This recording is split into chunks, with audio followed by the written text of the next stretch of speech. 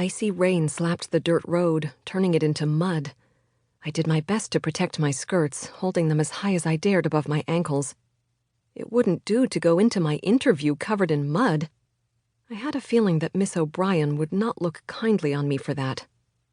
A shrill whistle broke into my worried thoughts. "Move aside!" called a man who was driving a wagon loaded down with barrels and crates bound for the market uptown.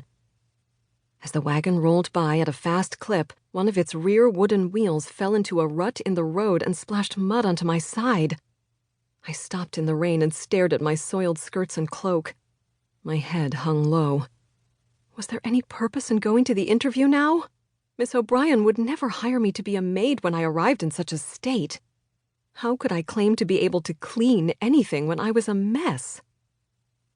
I watched as the wagon lumbered down the mud-covered street. The rain fell in earnest then, so much so that I couldn't even see the stately homes that sat on either side of the street or the 2-story brick primary school that I attended off and on as a child. I yanked at the hood of my cloak, pulling it farther down over my eyes. I couldn't turn back. It would be far worse to show up late than dirty. I marched ahead in soggy boots.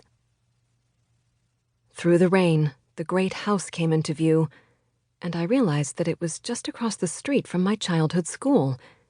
It was a 2-story white-clapboard home that loomed above me. I had never been inside a home so large before.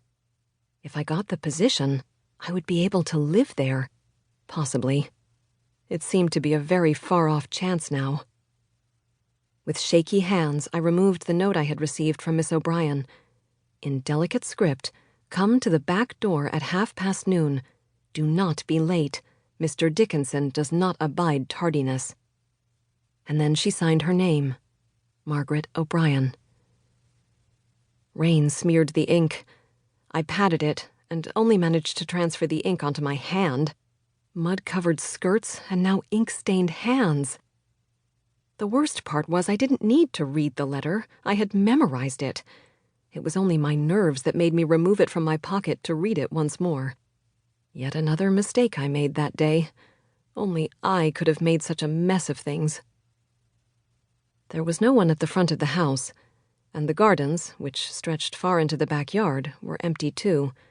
No one was silly enough to be out in this cold January rain. Ice slapped my face. The rain was beginning to freeze. It seemed fitting for the state that I was in. I slipped and skidded on the cobblestone path around the grand home until I came to a plain door painted black with a brass handle and knocker. I swallowed and lifted the knocker. Tap, tap, tap. It fell against the door. No sound came from inside the house. I waited a moment, wondering if I should knock again. Would knocking again aggravate Miss O'Brien and show that I was not only covered in mud but impatient? I knew she would already be dubious of me due to my appearance.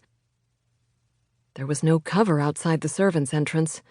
The rain droned on, soaking me to the skin. I worried about the puddles that I would carry with me into the majestic home. I lifted my hand to knock a second time, and the door opened. My pale hand was suspended in the air. I dropped it to my side. A thin woman with curly dark hair that was smartly tucked under in a knot on the back of her head stood in the doorway. "Miss Willa Noble?" She had an Irish accent, like the men who worked in the warehouse with my brother, although hers had a much gentler lilt to it than the men at the warehouse. I nodded. I opened my mouth to speak, but no words came out. "Come in, then,"